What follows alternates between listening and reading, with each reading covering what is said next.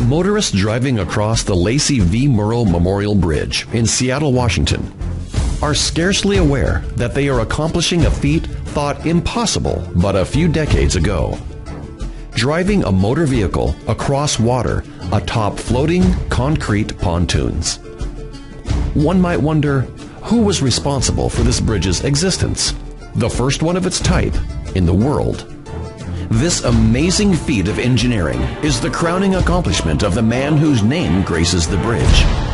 A man whose fascinating life and list of accomplishments make him one of the most celebrated people in Washington state history. Lacey v. Murrow. His story begins not long after the dawn of the automobile age, when Lacey Van Buren Murrow was born in Polecat Creek, North Carolina, June 30th, 1904.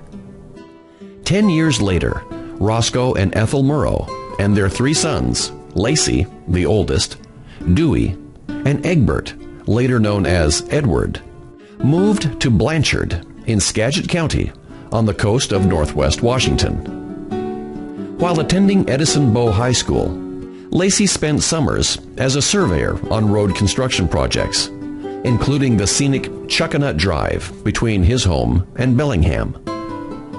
At Washington State College in Pullman, now known as Washington State University, Lacey excelled in math and engineering. He was also a captain in the ROTC program, and in 1926, he graduated with a degree in military science. Upon graduation from Washington State College, Lacey joined what had been his part-time employer, the Washington State Department of Highways, working as a draftsman, surveyor, and finally, highway engineer. While on assignment at the Olympia headquarters, he came to the attention of Samuel J. Humes, Director of Highways. In November 1929, Humes selected Murrow to fill the position of the Eastern District Engineer in Spokane, who had died unexpectedly. Thinking Lacey's age of 25 to be too young for this prestigious position, Humes announced the appointment of 33-year-old Lacey Murrow. Just over a year after his move to Spokane, Lacey married Margaret Goodpasture. They met in her hometown of Olympia, where Marge, as everyone knew her, was working as a secretary at the Department of Highways. While in Spokane, Lacey began flying with the local 116th National Guard Observation Squadron. Combining his newfound flying skill with his duties at the Department of Highways, Lacey flew aerial reconnaissance for new road and highway routes. It was reportedly some of the first aerial highway surveys in the country. Flying became Lacey's passion, and he drew upon it at each step in his career. Lacey's duties as district engineer took him into every city and town in his region. His friendship with the mayor of nearby Cheney, Clarence D. Martin, proved crucial in Murrow's career. After Martin's election as governor in the nationwide Democratic landslide of 1932, Martin appointed Lacey Murrow to replace Samuel Humes as Director of Highways in March 1933. Perpetuating the previous age inaccuracy, the press announced Murrow's age as 37. Lacey was in fact only 28 years old, the youngest person to ever hold the position. In retrospect, it seems improbable that a man so young could hold positions of such power and responsibility.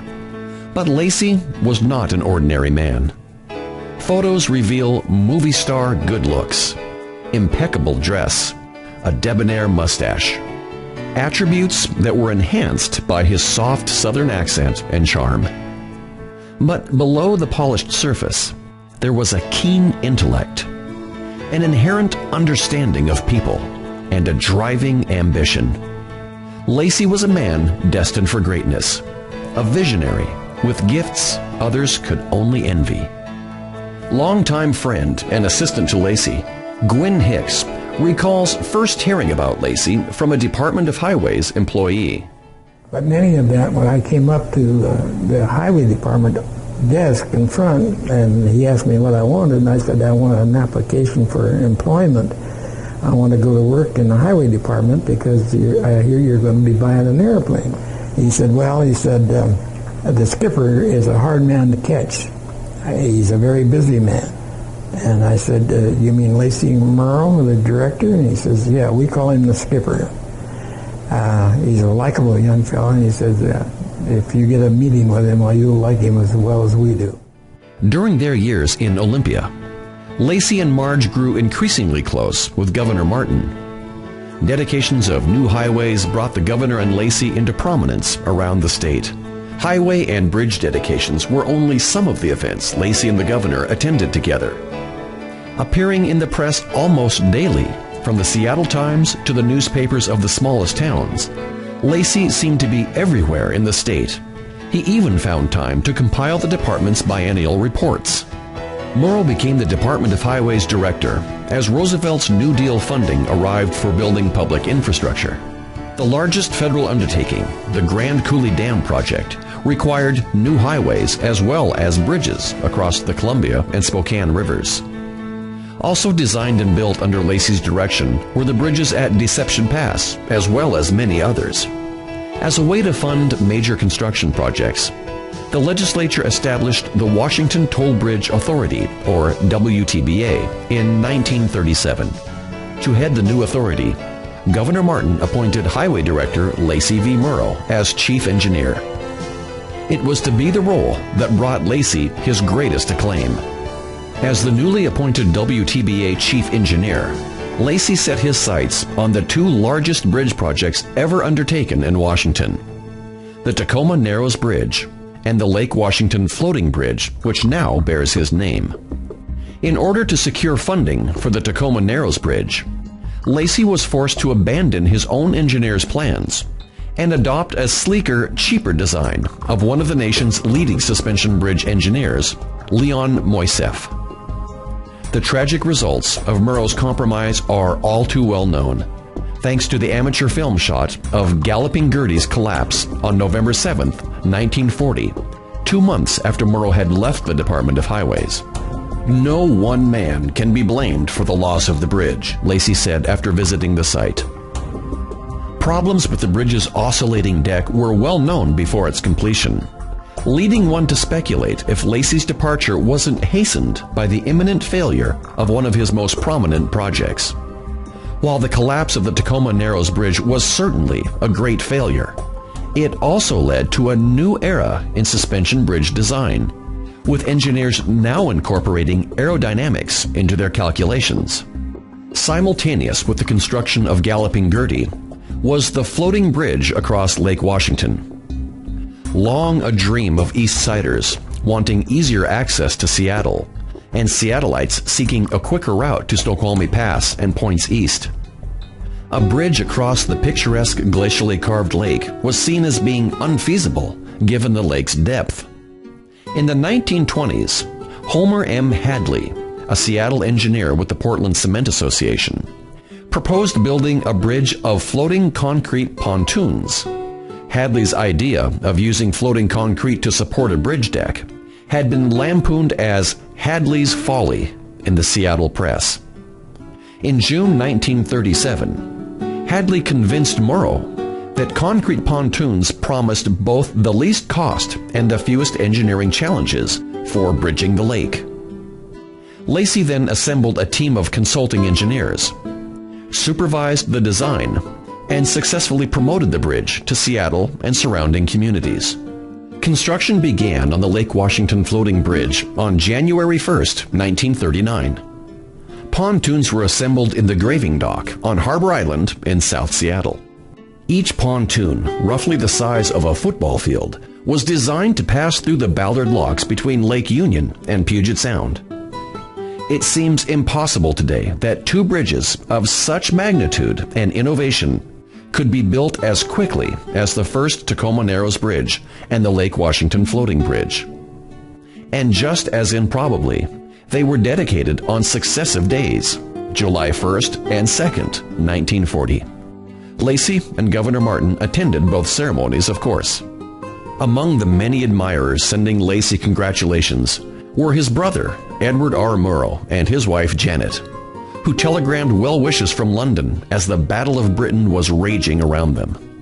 Lacey left the Department of Highways in September 1940, accepting a lieutenant colonel's commission in the U.S. Army Air Corps, initially assigned to Fort Lewis and later to Fort George Wright in Spokane. Murrow served in Europe, the South Pacific, and China.